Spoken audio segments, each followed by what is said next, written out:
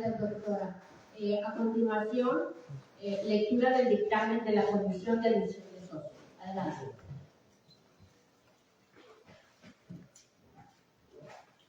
Si pueden poner sus teléfonos en tono silencioso.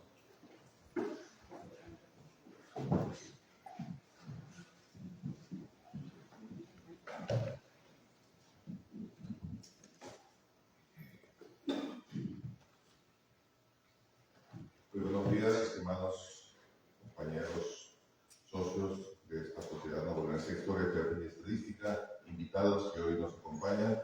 Señor Presidente, con su venia, doy lectura a este oficio, que es el 03-2526, que dice: los que suscriben miembros integrantes de la Comisión de Admisión de Socios y Socias de la actual directiva 2025-2026, en base al capítulo 2, artículo 12, fracciones A, B, C y D de nuestros estatutos, y el título quinto, artículo 27, incisos A, B, C y D de nuestro reglamento interior, así como el protocolo y criterios de admisión de socias y socios vigente, previo análisis del documento académico presentado de ingreso y de haber cumplido satisfactoriamente los requisitos paralelos correspondientes, informa: nombre del solicitante, Rodrigo Javier Garza Ojeda; nombre del trabajo de ingreso, teoría de la historia propia basada en lecturas varias; resultado del dictamen, aprobado; fecha de ingreso, hoy 19 de julio de 2025, y firma un servidor como presidente, Eulogio Daniel Montalvo Lani, secretario, y Javier Escamilla Quiroga, miembros de esta agrupación. Enseguida, señor presidente, si me lo permite, hago entrega del dictamen de la comisión, el currículum vitae del aspirante, la solicitud de ingreso con las firmas de respaldo, la carta responsiva de originalidad del trabajo y, desde luego, el trabajo que presentó el aspirante para su ingreso.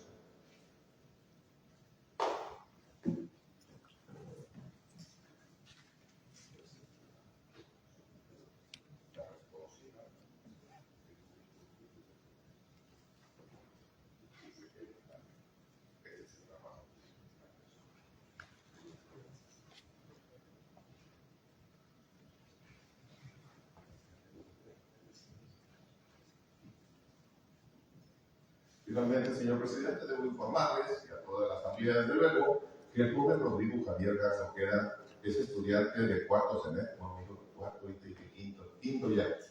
Dice que pasó todas las materias, maestros. Gracias. De quinto semestre de la licenciatura en Historia por la Facultad de Filosofía y Letras de la Universidad Autónoma de Nuevo León. Las líneas de investigación se encuentran en temas relacionados a las teorías de la historia, historia de China durante el siglo XIX y XX e historia moderna de México. Ha participado en diferentes coloquios como ponente en áreas como la problemática de la comunicación en la sociedad contemporánea, y desde luego se ha capacitado y actualizado y participando en diversos cursos y diplomados. Con ustedes, nuestro joven aspirante, 18 años, el mes que entra cumple los 19. El joven Rodrigo Javier Garza Ojeda. Adelante, Rodrigo.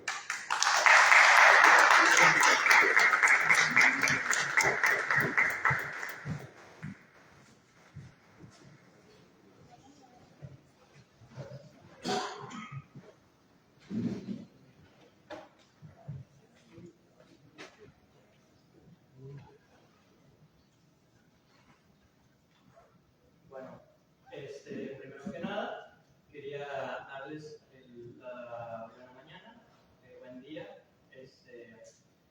Quiero agradecer al presidente de la Sociedad Navajoense de Historia, Geografía y Estadística, Benicio Samuel García, y al doctor José de Jesús Martínez por haber acreditado, aceptado este trabajo, que es el que les voy a presentar hoy.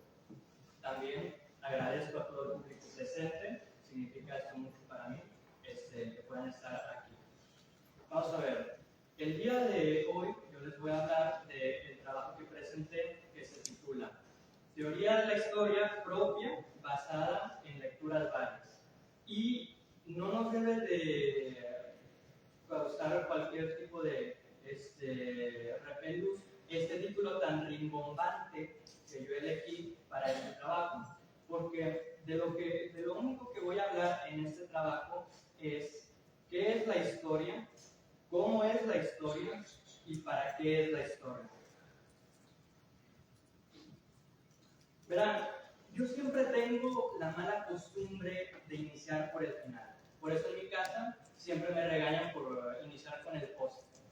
Esta vez no será diferente y yo voy a iniciar con la conclusión de mi trabajo. En mi trabajo yo concluí que la historia es la disciplina que versa sobre la registración de las huellas del hombre en el tiempo.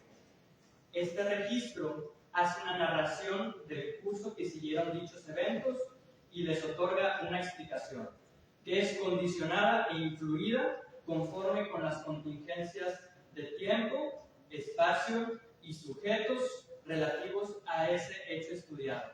Y esto suena una cosa un poco larga, se habrán dado cuenta que en esta conclusión son varias tesis de que la historia versa del hombre y que las medidas del hombre. Bueno, he elegido iniciar de esta forma porque así yo he encontrado que es más sencillo ir deshebrando este tema. Vamos con la primera oración de mi conclusión.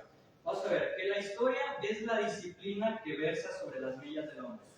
Vamos a ver, si nosotros simplemente definimos la historia como que es lo que estudia el pasado, pues eso es como no decir nada, porque casi todas las cosas en el mundo tienen un pasado. Y, por ejemplo, la creación del universo, las células tienen una historia y un curso, la erupción de los volcanes, pero es que eso simplemente no es lo que estudiamos nosotros los historiadores. Nosotros los historiadores podemos estudiar todos esos fenómenos, pero solo en función y en virtud de lo que el único tema que hemos estudiado en toda la historia, y eso es el hombre y sus operaciones. Solo podemos estudiar que si las erupciones de los volcanes, las células, cosas así, que esos son temas que conciernen o al químico, o al biólogo, o al físico, pero solo lo hacemos en función de su recepción en el hombre y de cómo, a través de cómo condicionan esas características las operaciones del hombre. Por cierto, esta idea la saco de Marc Bloch, historiador francés y teórico, de su libro El oficio del historiador. También he traído a colación unas ideas que no son precisamente esa idea en concreto no es de un teórico de la historia, sino de un sacerdote. Pero es que yo no les voy a hablar de cualquier sacerdote, es Miguel Hidalgo y Costilla, padre de la patria. Verán, Miguel Hidalgo y Costilla, aparte de ser padre de la patria, fue teólogo y en su escrito Disertación sobre el verdadero método de estudiar escolástica, ciertamente no nos habló de cómo estudiar la historia, pero tocó un tema relacionado. El cura Miguel Hidalgo dijo que caen frecuentemente en torpísimos anacronismos, colocando en el tiempo de Nerón lo que sucedió en el de Diocleciano.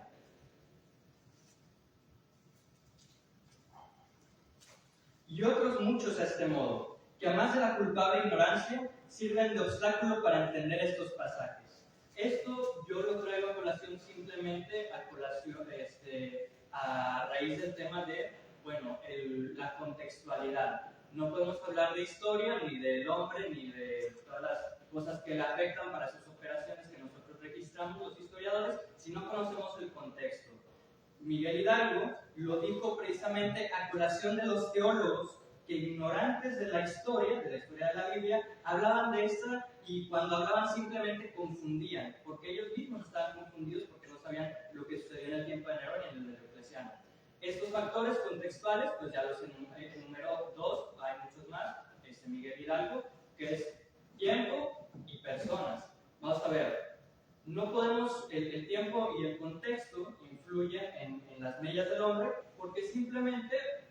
También los hombres pueden modificar a través de sus acciones y, claro, la jerarquía y la importancia que tengan, el poder que tengan, ciertas ideas, ciertas costumbres y ciertos modos, que si en primer lugar los comprendemos, sabremos, nos será más sencillo tocar los temas de historia que vayamos a historiar. Sería como si yo hablara de teólogo Karl Marx como en el siglo XVI. Lógicamente no tiene ningún sentido las ideas de Karl Marx en el siglo XVI. Bueno, así sucede de muchas formas. Esto es hablar de forma ahistórica, incontextual. Es no saber de historia. Porque, como bien he comentado, el contexto tiene sus repercusiones en el mismo desarrollo de la historia. Otros ejemplos de estos fenómenos contextuales que afectan a la historia podrían ser como los que enumeró Fernando Braudel en su libro La historia y las ciencias sociales. Por ejemplo, una realidad que el tiempo tarda en desgastar y en transportar, ciertas realidades biológicas, determinadas coacciones espirituales. También los encuadramientos mentales representan prisiones de larga duración, lo cual es bastante cierto. Y aquí, por ejemplo, sobre lo que dijo Braudel sobre ciertas realidades biológicas, bueno, es que ustedes me podrían contestar, no, mira, es que eso suena muy extraño, y nosotros ya no estamos en los tiempos del determinismo biológico. Ya esto se puede contestar muy sencillamente con otro ejemplo, ¿no? Claro que sí. Ejemplo, filósofo danés, Søren Kierkegaard. Hombre, pues claro que los fenómenos biológicos le afectaron en su historia. ¿Como cuáles pueden ser? Pues sencillamente que era un atrofiado corporal, y eso, a su vez, afectó sus interacciones con la sociedad en el que se desarrolló, y esas interacciones, principalmente negativas en el caso de Kierkegaard, aparte de muchas otras razones, fueron las que determinaron, en cierto modo, y le influenciaron a que haya hecho lo que hizo, lo que dijo y lo que pensó. Y así lo debemos pensar para con prácticamente todas las historias que nos propongamos narrar. Indudablemente, los contextos de las historias son muy importantes, pero si yo dejara este tema aquí y lo cerrara así, es que pecaría de lo que Mark Bloch, también en el libro antes citado, habló y categorizó como el ídolo de los orígenes, o el fetichismo de los orígenes. Vamos a ver, ¿qué es esto? Esto es simplemente un determinismo contextualista. Mira, porque esta persona se desarrolló en una sociedad, no sé, protestante, católica, pues ya vamos a poder determinar completamente en función de lo que sabemos que hizo, sus acciones. No vamos a ver, claro que no, esto no es cierto. Si nosotros nos redujésemos a ese contextualismo errado, pues vamos a ver, Martín Lutero, el padre de la Reforma Protestante, pues que cuando empezó a estudiar era un católico ortodoxo. ¿Cómo nos vamos a explicar si simplemente nos ponemos a hacer un reduccionismo contextualista, su historia, lo que pensó? Y muchas de las cosas que pensó eran ajenas a la sociedad suya. Hay temas personales muy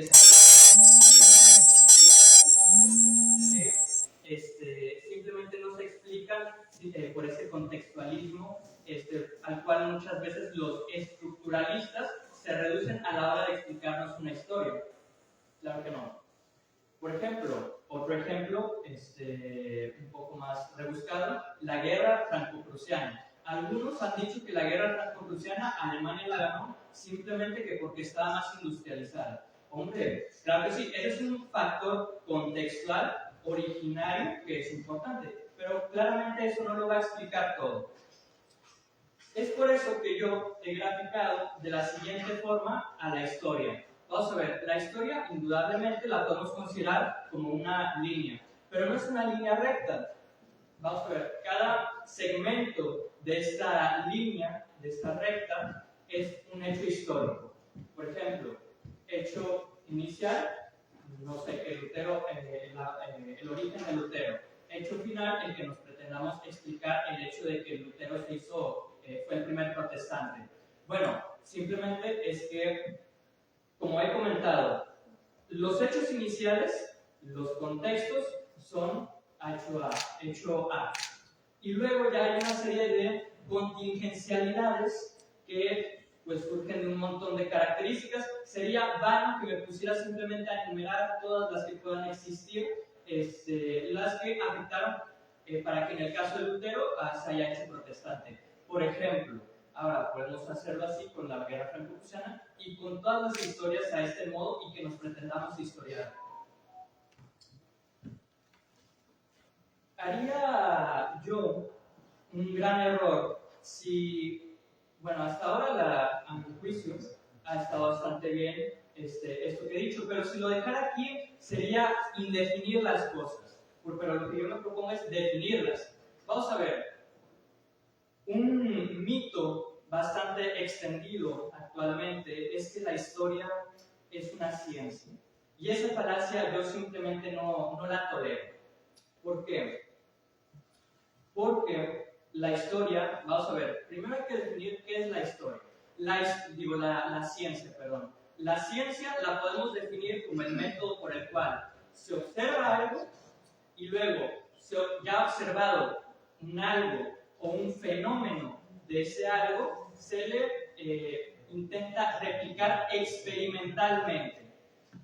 Y luego ya hecho el experimento, hecha la experimentación, se defiende lo que se le imputó a ese algo que nosotros distinguimos, que nosotros definimos o cualquier cosa. Vamos a ver, la historia no es de ningún modo una ciencia.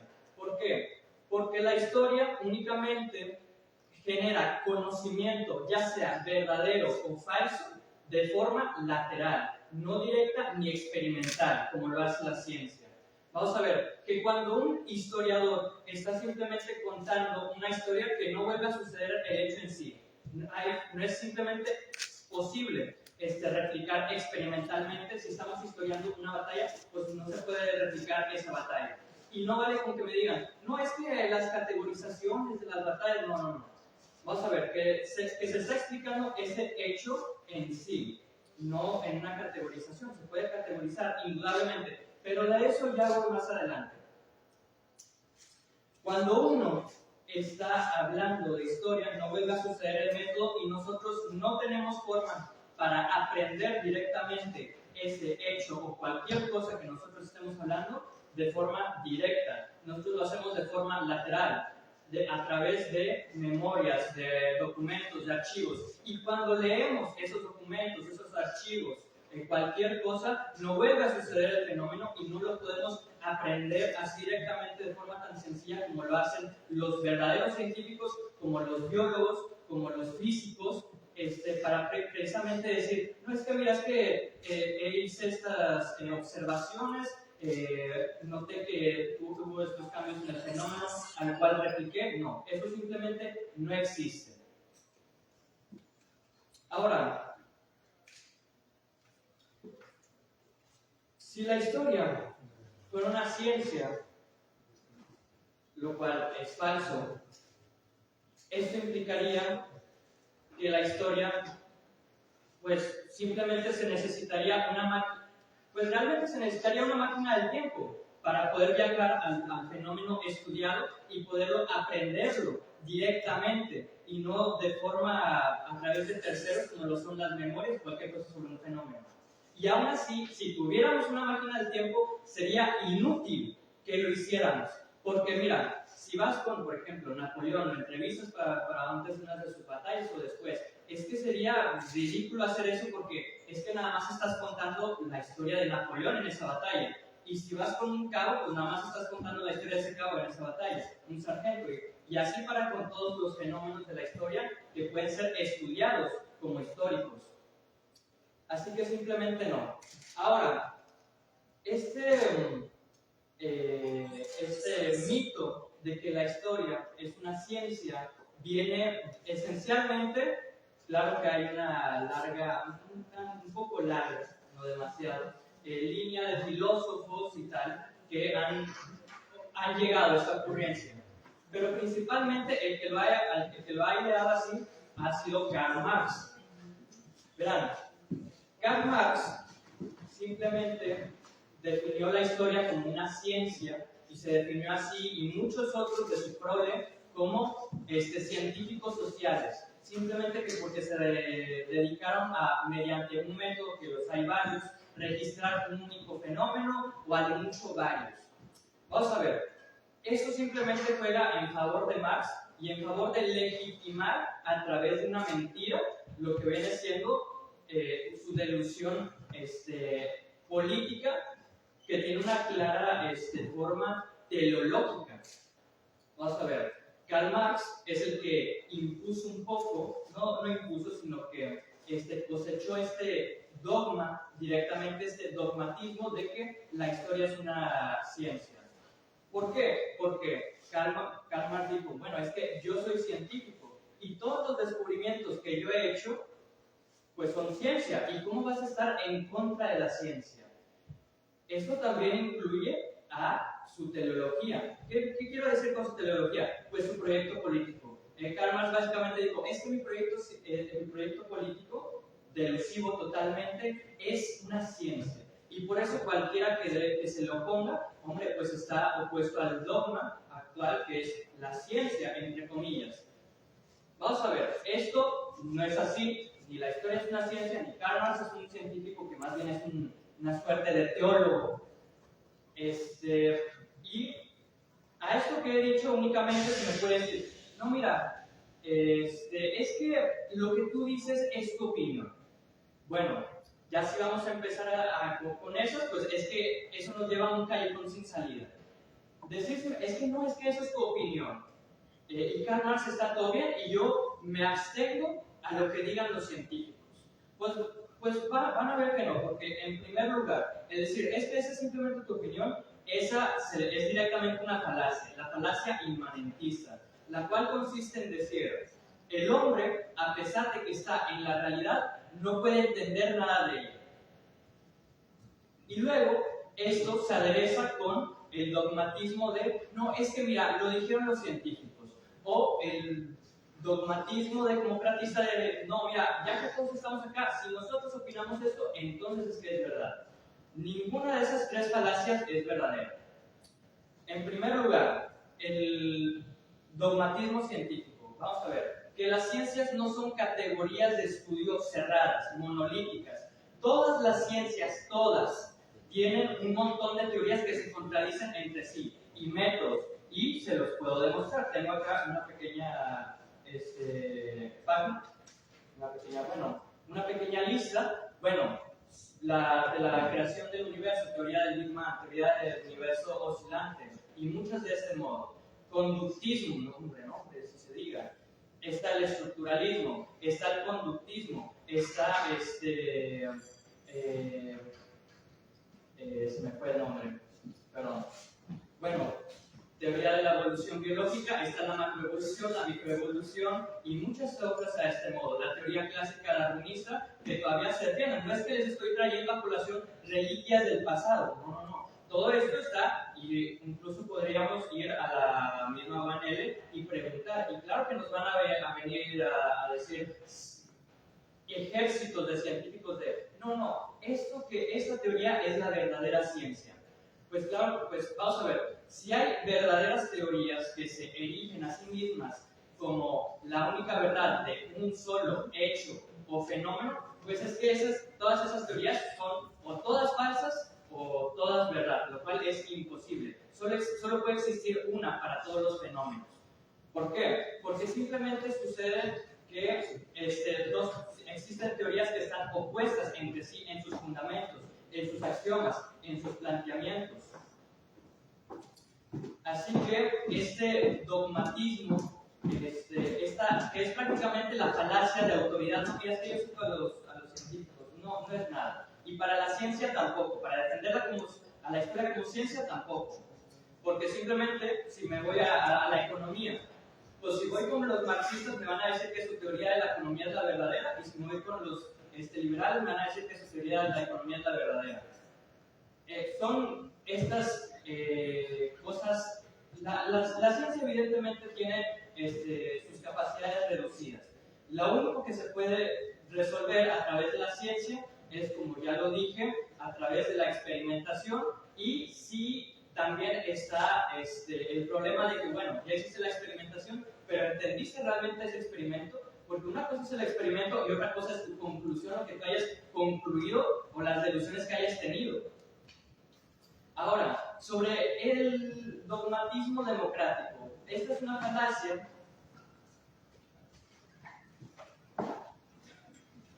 Esta es una falacia que versa de que, bueno, si lo queremos todos así, pues así es. Hombre, evidentemente no. Esto es dogmatismo ad populum. Es una falacia.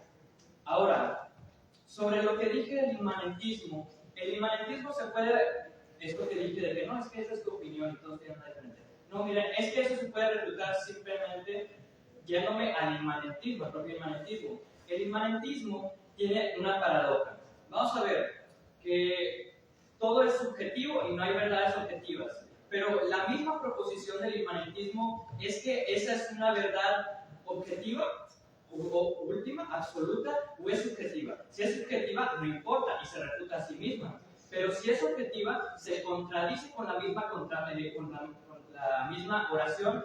Y yo voy un poquito más allá. Si tú lo que me estás diciendo es que no hay forma de que el hombre pueda comprender a la realidad y no pueda entender ninguna verdad última de la realidad, ¿cómo es que entonces tú me estás proponiendo una verdad de la realidad? ¿Es que acaso ha sido la providencia la que te ha proveído de esto? Evidentemente no. Eso solo ha sido un arreglo de la necedad. Ahora, traigo a colación a Francis Bacon, que no es cualquier don nadie. Francis Bacon es el sintetizador del método científico, quien en su libro Novum Organum, en su tesis 44 del primer libro, dijo, y cito textualmente: hay, finalmente, ídolos introducidos en el espíritu. Por ídolos entendamos ideologías, y por el espíritu entendamos simplemente por las mentes. Por ídolos introducidos en el espíritu, por los diversos sistemas de los filósofos y los malos métodos de demostración. Llamárnosles ídolos del teatro, porque cuántas filosofías hay hasta la fecha inventadas y acreditadas son, según nosotros, otras tantas piezas creadas y representadas, cada una de las cuales contiene un mundo imaginario y teatral. No hablamos solo de los sistemas actualmente extendidos y las antiguas sectas de la filosofía, sino que también de los principios y axiomas de las diversas ciencias, a los que la tradición, una fe ciega y la irreflexión han dado toda autoridad. Y vamos a ver, que yo estoy diciendo que es que se cree esto de que la historia es una ciencia simplemente que porque yo soy muy inteligente los demás no se han dado cuenta. Hombre, evidentemente no es esto lo que digo. No soy ni el primero ni seré el último en así decirlo, ni en así descubrirlo por mis propios medios.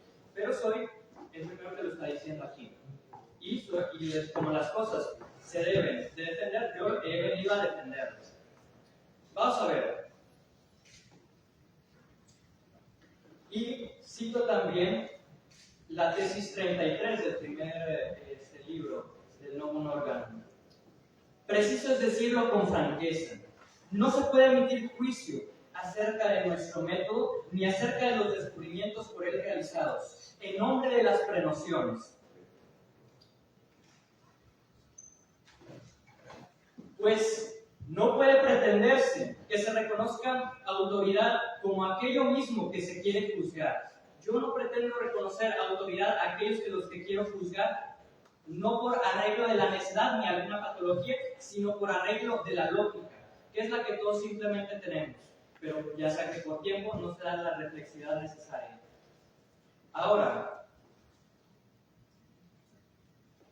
ya que he minado un poco esa tesis de que la historia no puede ser una ciencia. Vamos a ver, la historia no puede ser una ciencia, pero tampoco estoy diciendo que la historia no puede decir cosas que sean verdaderas o cosas más verdaderas que otras. Eso lo expresa así Paul Ricoeur cuando dice que, bueno, la historia puede ser objetiva. Hay historias que simplemente no pueden ser objetivas por los recursos que se han utilizado, por los métodos o por las intenciones. Paul Ricoeur dice que es objetivo todo aquello que puede ser organizado y comprendido y puesto en orden jerárquico por la mente humana. Vamos a ver, yo no he definido la disciplina, pero con esto que dice Paul Ricoeur de la objetividad, es que se puede decir simplemente lo mismo, tanto de la objetividad como de las disciplinas. Las disciplinas son eso que se puede poner en orden en la mente humana y que se puede defender mediante los hechos, las razones. Y finalmente, para concluir, quiero decir, bueno, es que como ya no existe este fundamento científico, es que a qué nos podemos arrogar. Verán, Edward Hallett Card, teórico de la historia, dijo en su libro ¿Qué es la historia? Que la historia versa y trata sobre descubrir la naturaleza del hombre. Tesis a la que yo me opongo categorialmente, porque es que la historia simplemente no versa de eso. La filosofía es la que trata de dilucidar cuál es la naturaleza del hombre. La historia simplemente trata de explicar un hecho en función de hechos pasados y de hechos que se dieron a posteriori y que igual conocemos. Y con una crítica que va desde los recursos estudiados como al mismo historiador. Si quieren saber cuál es la naturaleza del hombre, pues estudien filosofía, no estudien historia, porque no les va a servir de nada. Solo se puede poner en virtud la historia, solo la historia puede apoyar para descubrir cuál es la naturaleza del hombre en virtud de la filosofía. Y eso es algo diferente a la historia, eso es filosofía de la historia, y eso corresponde esencialmente a los filósofos, que por ser filósofos no son ni más inteligentes ni más nada. Karl Marx es un ejemplo, un sofista completo y un teólogo patológico. Vamos a ver. El poner en función de que la historia solo sirve para contar cómo sucedieron los hechos, pero no es que también sirve para para concientizar, para que seamos mejores personas. Tampoco sirve. Yo me pongo categorialmente a esto. La historia es un trabajo. Si quieres ser mejor persona, pues ir cambiando los hábitos y el trato hacia uno mismo y hacia los demás. Que la historia funciona en función de que se dilucidar la filosofía, o yo qué sé, de que si ser mejores personas, no. Porque la historia también se puede poner simplemente en función de horrorizarnos de otras personas y muchos casos de esta naturaleza. La historia solo es un trabajo y debe ser tratada como un trabajo. Si quieres ser mejor persona, no conviertas a la historia en una meretriz o de la filosofía o de la política o de ocurrencias. Como ya he dicho, si quieres ser mejor persona, simplemente ponte a ti mismo en virtud de ser mejor. Si eres esposo, ser buen esposo. Si eres esposo, ser buena esposa. Y así por todas las categorías. Si eres hijo, ser buen hijo, buen padre. Y también, es que no lo quiero reducir simplemente a esto, sino que también apoyar en tu comunidad. Hay miles de formas si quieres ser mejor persona. Pero, viendo que ya está un poquito el tiempo comiéndome los talones, pues simplemente voy a concluir como empecé, dictaminando que la historia es la disciplina que versa sobre la registración de las huellas del hombre en el tiempo. Este registro hace una narración del curso que siguieron dichos hechos y les otorga una explicación que condiciona e influye conforme con las contingencias de tiempo, espacio y sujetos relativos al hecho de estudio. Muchas gracias.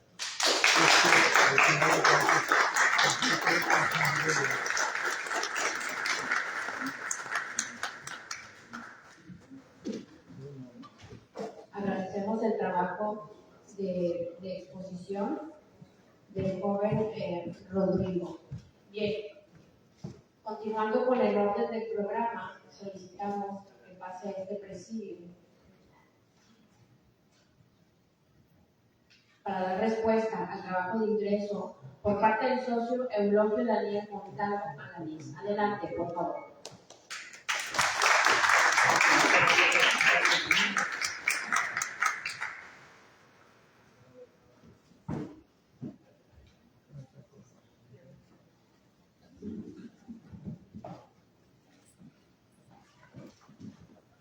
Voy a ser breve, como dice el maestro Dr. Jaime Treviño Villarreal. Buenos días, compañeras y compañeros de nuestra Sociedad Nuevoleonense de Historia, Geografía y Estadística. Saludo a la directiva encabezada por el economista Benicio Samuel Sánchez García. Saludo también con gusto al doctor Francisco Treviño Rodríguez, director de la Facultad de Filosofía y Letras de la Autónoma de Nuevo León. Me da mucho gusto dar la bienvenida a quien probablemente sea el integrante más joven que se incorpora a este espacio de diálogo y de reflexión histórica. Rodrigo Javier Garza Ojeda, estudiante del quinto semestre del Colegio de Historia de la Facultad de Filosofía y Letras de la Autónoma de Nuevo León. Te he visto asistir a diversos eventos. Esta disposición a aprender y a involucrarte en el quehacer cultural es una señal clara de que no solo estudias historia, sino que comienzas a vivirla y a comprenderla desde distintos frentes. Presentas el trabajo titulado Teoría de la Historia Propia, basada en lecturas varias, donde nos compartes un mosaico de lecturas e ideas que muestran tu entusiasmo por comprender el fondo y la forma de nuestro oficio. Lo que resalta tu deseo de explorar los grandes debates sobre qué es la historia, cómo se estudia y desde qué lugares se puede pensar.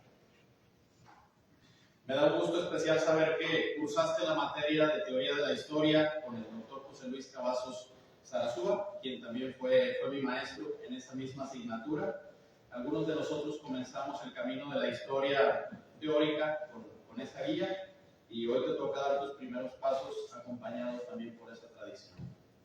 El texto lo inicias con Marc Bloch, que es un autor imprescindible en la historiografía. En su apología para la historia o el oficio del historiador, nos recuerda que la historia no es solamente un cúmulo de fechas, batallas o gobernantes, sino una disciplina viva, movida por la pregunta esencial del por qué.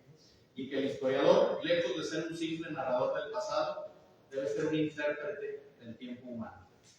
Bloch escribe que no es necesario haber sido Napoleón ni uno de sus soldados para comprender los hechos del pasado. Es suficiente contar con suficientes comprobantes, fuentes como cartas, declaraciones, diarios y registros que permitan reconstruir con método y juicio aquello que ocurre. Esta afirmación es esencial, pues nos recuerda que la historia no es solo memoria personal, es también trabajo riguroso con los vestigios del pasado. De ahí pasamos con Lucien Febvre, que nos insta a ampliar la mirada con la visión reducida del historiador como simple narrador de fechas. La historia debe dialogar con la geografía, con la psicología, con la economía, la antropología, y podríamos agregar también, desde nuestro interés, la arqueología, que también nos permite explorar el pasado más remoto a partir de vestigios materiales, sitios, símbolos y paisajes culturales que aún hablan a quienes saben escucharlos. También aparece en el texto Karl Marx y aquella frase crucial: no es la conciencia del hombre la que determina su ser, sino su ser social que determina su conciencia. Aquí yo te recuerdo que la historia de Karl Marx también puede analizar las estructuras materiales que condicionan la vida humana, el trabajo, la propiedad, la lucha de clases, las condiciones económicas. Desde esta perspectiva, la historia también es un instrumento para comprender las relaciones sociales y sus transformaciones. Más adelante citas a Fernand Braudel, que también es uno de mis historiadores favoritos de todos los tiempos, con su historia de larga duración. En su enfoque distingue tres tiempos: el casi inmóvil en las estructuras geográficas y sociales, el tiempo medio de la economía y la vida colectiva y el tiempo corto de los hechos políticos.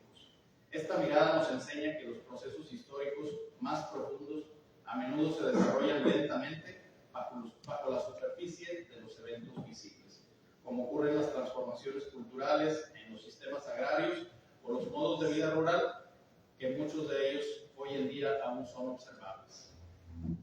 También introduces a Paul Ricoeur, un pensador hermenéutico que propone ver la historia como una narrativa interpretativa del tiempo, donde los historiadores damos sentido al pasado desde una posición ética y crítica. Incluso Immanuel Kant, hablando de filosofía, el padre Hidalgo, desde una perspectiva teológica, y a un autor local, el doctor Agustín Basabe del Valle, con su obra La sinrazón metafísica del ateísmo, lo que muestra la inquietud de Rodrigo por vincular la historia con la filosofía, la religión y los grandes dilemas contemporáneos. Desde mi propia experiencia y formación, siempre me ha parecido fundamental volver a la mirada de los orígenes del oficio del historiador. Heródoto, considerado el padre de la historia, entendía su tarea como un esfuerzo por preservar la memoria de los hechos y de los hombres, incluyendo mitos, tradiciones y relatos orales. Tucídides, en cambio, buscó una narración más racional y crítica, enfocada en las causas políticas y humanas de los conflictos, como en su célebre Guerra del Peloponeso, y Jenofonte, con su estilo más directo y militar, ofreció una visión práctica y testimonial del mundo griego. Estos tres pilares, la memoria, el análisis crítico y la vivencia personal, siguen siendo, a mi juicio, fundamentos esenciales para quienes hoy nos dedicamos a hacer historia. En medio de todo este entramado conceptual que nos dio Rodrigo, siempre surge una pregunta clave. ¿La historia es o no es una ciencia? Es una vieja discusión. Hay quienes consideran una ciencia social con métodos, fuentes, hipótesis y verificación. Otros insisten en que es más un arte de interpretación, una narrativa, pero inevitablemente subjetiva. Lo cierto es que la historia, como diría el propio Mark Bloch, requiere tanto del rigor del método como de la sensibilidad del historiador. Y por eso exige formación, pero también vocación. Te felicito por animarte a escribir, a leer y a cuestionarte. Te invito a seguir profundizando y a continuar este camino que apenas inicias. La historia como oficio no solamente se aprende en los libros, también se construye aquí en el diálogo, en la crítica y en el trabajo constante. Bienvenido. Muchas gracias.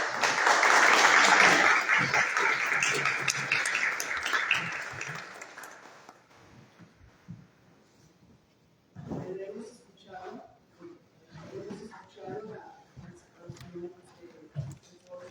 al estudioso Rodrigo y ya la presentación del trabajo de parte del maestro Eulogio, y preguntamos a nuestros queridos socios y socias a votación si están de acuerdo en aprobar el ingreso del joven Rodrigo, pues que se siga levantando la mano. Contar las personas que se abstengan al ingreso. Votación por unanimidad para el ingreso del joven estudioso Rodrigo.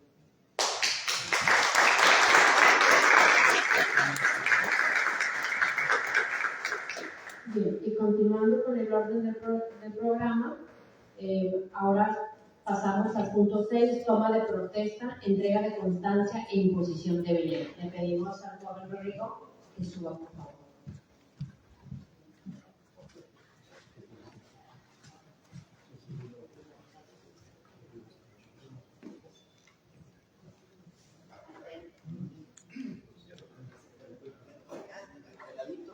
Tiene tu brazo derecho. Rodrigo Javier Garza Ojeda, protesta usted cumplir con los documentos básicos que rigen la vida de la sociedad nuevo leonesa de historia, geografía y estadística, los estatutos, reglamentos y demás disposiciones que conlleven el interés de estudiar, investigar y difundir las disciplinas materia de estudio de nuestra sociedad y aquellas que contribuyan al conocimiento de las mismas, fortaleciendo la presencia de nuestra sociedad de historia ante la comunidad nuevo leonesa. Si así lo hiciere, que los socios de Dios se lo premien, y si no, que se lo demanden.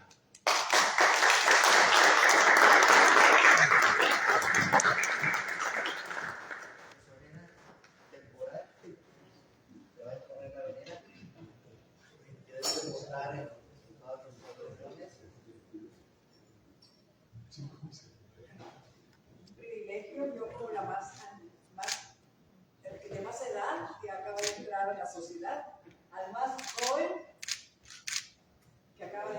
sociedad.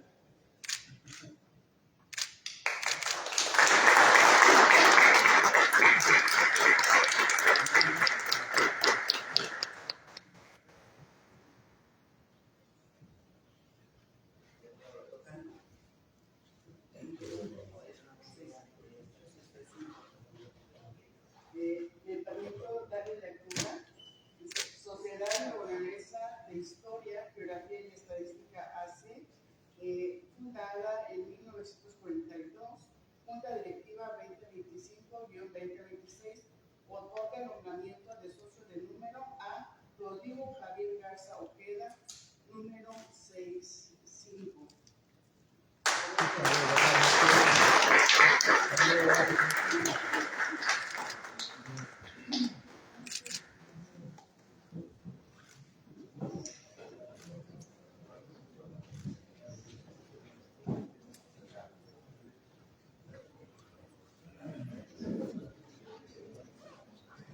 Bien, antes de solicitar la clausura, me permito informarles que agradecemos la presencia y la asistencia del doctor Sócrates Rizo García, el gobernador de nuestro estado y miembro de esta sociedad.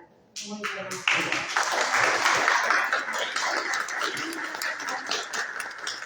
Asimismo nos acompaña el cronista emérito del municipio de Ciénega de Flores, maestro Rafael Ríos Cázares.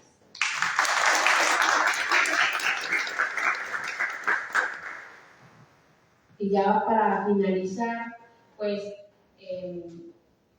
con la anuencia de nuestro presidente, a nombre de la Sociedad Nuevoleonesa de Historia, Geografía y Estadística, agradecemos la presencia de nuestro director de la Facultad de Filosofía y Letras, el doctor Francisco Javier Rodríguez, amigo personal también, y al comité de docentes que lo acompañaron el día de hoy al ingreso del joven Rodrigo Javier Garza Ojeda. Doctor Francisco Treviño, esta sociedad de historia reconoce el liderazgo que está usted ejerciendo actualmente en la Facultad de Filosofía y Letras y por supuesto en el Colegio de Historia de nuestra amada facultad. Por su atención, muchas gracias y tenemos dos breaks, el break que ofrece nuestro presidente Samuel García y también los padres del joven Rodrigo. A continuación le cedo la palabra a nuestro presidente de la Sociedad de Historia. Nos ponemos de pie, por favor.